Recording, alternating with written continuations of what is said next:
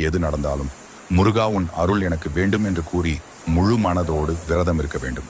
நீங்கள் 48 நாள், 21 நாள், 6 நாள் என்று எந்த விரதம் இருந்தாலும் சரி, குழப்பத்துடன் இருக்க வேண்டாம். உங்களுக்கு எது முடியுமோ அதை மட்டும் செய்யுங்கள், அதுவே போதும். 3 வேளை சாப்பிடாமல் இருக்க முடிந்தால் இருங்கள், இல்லை என்றால் 1 வேளை சாப்பிட்டுக் கொள்ளுங்கள், இல்லை 2 வேளை சாப்பிட்டுக் கொள்ளுங்கள். விரதம் எப்படி இருக்க வேண்டும் என்று தெரிந்து கொள்ள வேண்டும் என்றால் எங்கள் முருகன் ஆராதனை கமெண்டில் கேளுங்கள்.